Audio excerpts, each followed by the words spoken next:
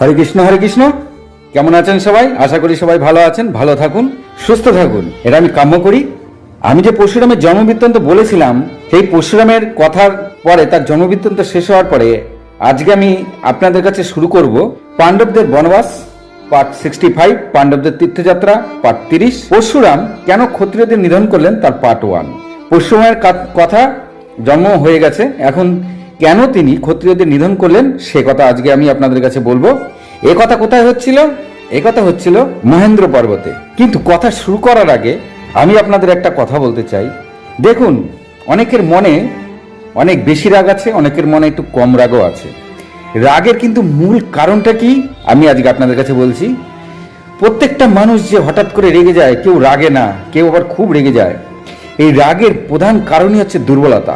যখন আপনি কোনো বিষয়ে সেই কাজটা বা সেই কথাটা বা যে কোনো জিনিস সেটা যখন আপনি সম্পূর্ণ করতে পারেন না, তখন আপনি মনে মনে রেগে যান। এই রাগের কারণই হচ্ছে দুর্বলতা। আর সেই রাগ রেগে গিয়ে যে কাজটা আপনি করেন সেই কাজটা কখনো সাকসেসফুল হয় না। আমাদের ভারতবর্ষে বেদের বা বেদান্তর প্রচার বহু লোক করেছে, তারা নানাবিধ চেষ্টা করে গেছে। আমাদের ভারতবর্ষের প্রচুর মন্দির ভেঙে দেওয়া হয়েছে, বেদকে সম্পূর্ণ নষ্ট করে দেওয়া হয়েছে, ভারতের সনাতনী ধর্ম যা যা আছে প্রায় সব ধ্বংস করে দিয়েছে। আপনারা হয়তো শুনে থাকবেন কুমারিল ভট্ট কিন্তু বেদে পণ্ডিত ছিলেন, কিন্তু তিনি বৌদ্ধ ধর্মে কি আছে তা জানার জন্য তিনি বৌদ্ধ ধর্ম গ্রহণ করেছিলেন এবং বৌদ্ধ ধর্ম গ্রহণ করে তাদের মধ্যে কি আছে সেটা তিনি ভালো করে জানার চেষ্টা করেছিলেন এবং তিনি সেটা জেনে নিয়ে তারপরে তাদের সঙ্গে তর্ক করে তাদেরকেই হারিয়েছিলেন। এই কুমারিল ভট্ট যেহেতু তিনি বেদে পণ্ডিত ছিলেন, একজন ব্রাহ্মণ ছিলেন, আর একসময় ভারতবর্ষে বৌদ্ধ ধর্ম প্রচুর পরিমাণে বেড়ে গেছিল, তিনি প্রথমে ভেবেছিলেন, তিনি জানতেন বেদের উপর কিছু নেই, তবুও কেন বৌদ্ধ ধর্ম নিয়ে লোকে এত উৎসাহ, তাই তিনি বৌদ্ধ ধর্ম গ্রহণ করেছিলেন। পরে দেখলেন যে কোথায় কোথায় বৌদ্ধ ধর্মে বা কোথায় কোথায় বেদান্তে কি কি আছে। তারপরে তিনি বৌদ্ধ ধর্মের ধর্মগ্রন্থ সম্পূর্ণ পাঠ করে তাদেরকে তর্ক করে তাদেরকেই হারালেন। এবং যেহেতু তিনি বেদ থেকে বেরিয়ে গিয়েছিলেন, তিনি একজন ব্রাহ্মণ হয়ে বেদান্ত পণ্ডিত হয়ে তিনি যেহেতু বৌদ্ধ ধর্ম গ্রহণ করেছিলেন অবশ্য কিছুকালের জন্য, তার জন্য তিনি নিজেকে তুষার নলে তিলে তিলে জ্বালিয়ে দিয়েছিলেন।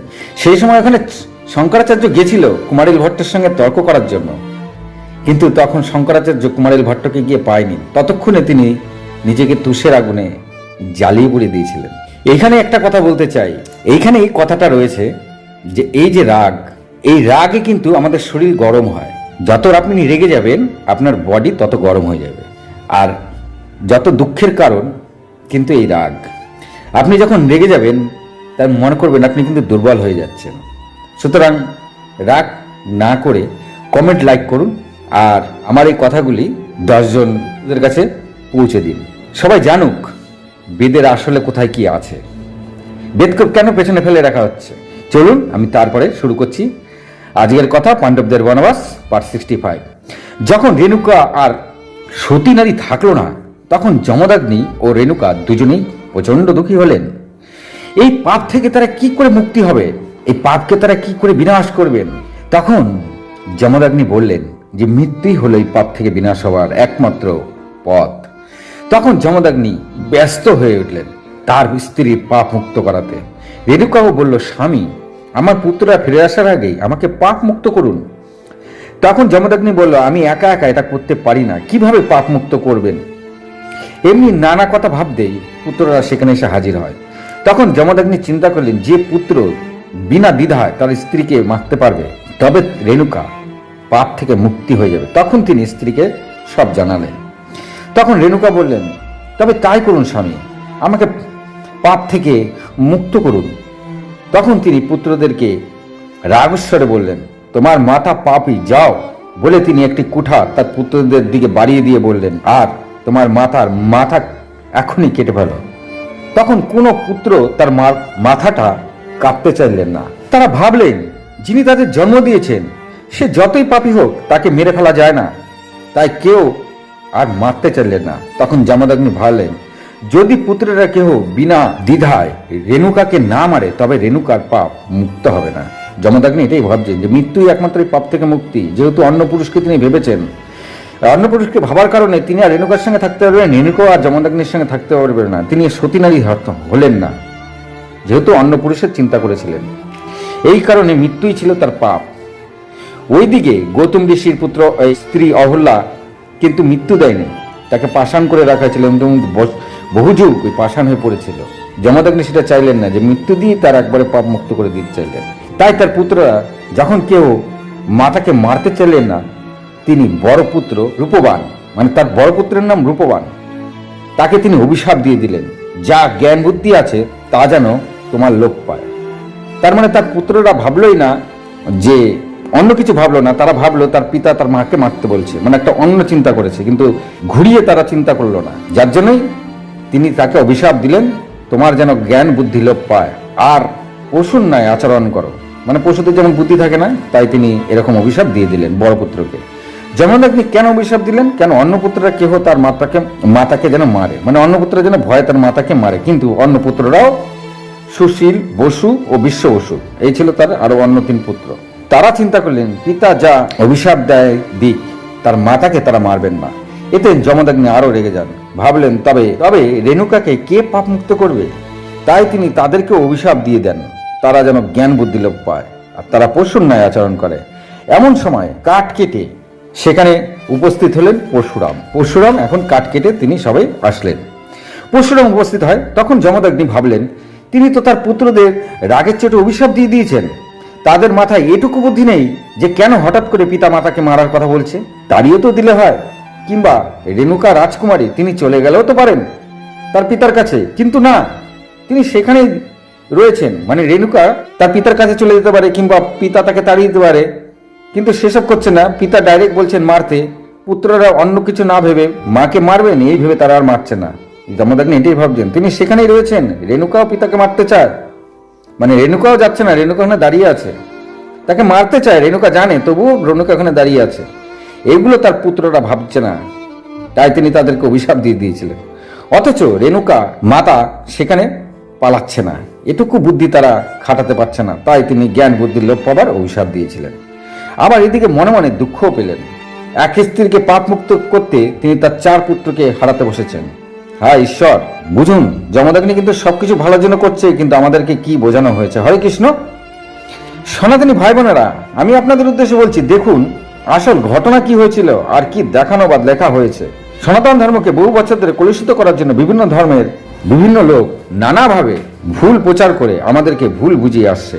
তারপরে পরশুরাম আসতে তিনি দৌড়ে গেলেন, তার পরশুরামকে গিয়ে বললেন, পুত্র যাও আর এই কুঠার দিয়ে তোমার মাতা আর তোমার অন্য 4 ভাইকে গলা থেকে ধরতে আলাদা করে দাও, এরা সব পাপী। এই কথা শুনে পরশুরাম এক মুহূর্ত ভাবলেন, পিতা একই বলছেন, এমন কি করলো। আবার পর মুহূর্তে ভাবলেন, শাস্ত্র অনুযায়ী পিতার আদেশকে অমান্য করতে নেই, সে ন্যায় হোক বা অন্যায়, পিতা যা বলে পুত্রকে সে কথা মাথা নত করে পালন করতে হয়। দেখুন এখানে পরশুরাম আবার অন্য কথা ভাবছে, এটাই ধর্ম। তাই তিনি কোনো কথা না বাড়িয়ে কুঠারটা নিয়ে মাথা সমেত তার অন্য 4 ভাইয়ের মাথা ধর থেকে আলাদা করে দিলেন। আর পর মুহূর্তে পরশুরাম চারিদিকে রক্ত আর মাথা আর অন্য ভাইদের কাটা মাথার দিকে তাকিয়ে হামাও করে কাঁদতে লাগলেন, আমি এ কি করলাম। তখন যমদগ্নির মন শান্ত হলো, তিনি তার স্ত্রীর পাপ মুক্ত করলেন। যমদগ্নি এরকম করলেন ঠিকই, কিন্তু তিনি তার স্ত্রীর পাপ মুক্ত করলেন, নালে এই স্ত্রী কিন্তু এই পাপের জন্য যমলোকে শাস্তি পেতে হতো, যার থেকে তিনি তাকে মুক্তি করে দিলেন। পিতাকে কাঁদতে দেখে তিনি অবাক হলেন। পিতার আদেশ, তিনি তার মাতা আর ভাইদের মাথা কেটেছিল, তবে পিতা কেন কাঁদছে, মানে এখন যমদগ্নিও কান্নাকাটি করছে।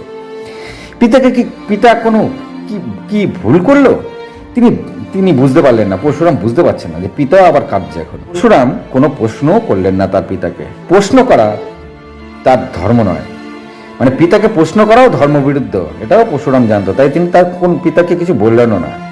পিতার আদেশ শিরোধার্য। তখন সেখানে এক শুনশান বাতাবরণ তৈরি হইল, পুত্রও কাঁদছে, পিতাও কাঁদছে।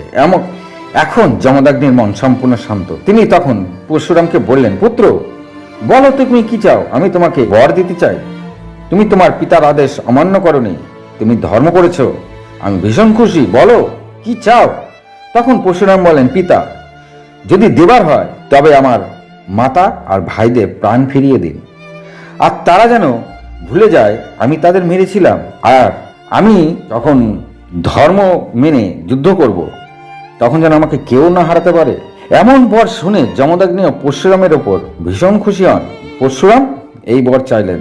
এটা শুনে যমদগ্নি পরশুরামের ভীষণ খুশি হন, কারণ তিনি মনে মনে এমনই চাইছিলেন, তিনি মনে মনেও চাইছিলেন পরশুরাম যেন এমনই কিছু বর চায়। তখন পরশুরামকে বললেন, পুত্র তাই হবে। এই বলে যমদগ্নি মাতা পুত্রদের প্রাণ ফিরিয়ে দিলেন। আর তারা জানলেনও না পরশুরাম তাদের ধর থেকে মাথা আলাদা করে দিয়েছিল। যখন যমদগ্নি সবাই প্রাণ ফিরিয়ে দিলেন তখন কিন্তু তারা কেউ জানতেই পারলো না যে আসলে পরশুরাম তাদের ধর থেকে মাথা আলাদা করে দিয়েছিল, কারণ পরশুরাম পিতাকে বলেছিলেন তাদের যেন কিছু মনে না থাকে। আজকে এই পর্যন্তই। আমি পরবর্তী ভিডিও কাল রাত 9টার পরে দিচ্ছি। আপনারা যারা কন্টিনিউ আমার কথা শুনছেন তারা একটু কমেন্ট করুন। কমেন্ট করলে আরও 10 জন হিন্দুর কাছে যাবে। আমরা নিজেদের কথা নিজেরা সুন্দরভাবে বুঝে নিই। আমাদেরকে যেভাবে ভুল দেখানো হয়েছে আমরা এইভাবে ভুল বুঝবো না। আমরা সঠিক কথাটা জানবো, যুক্তি দিয়ে বিচার করবেন, তাহলে আপনি আপনার ব্যাপারটা বুঝে যাবেন। আজ এই পর্যন্তই। ভালো থাকুন, সুস্থ থাকুন, নমস্কার।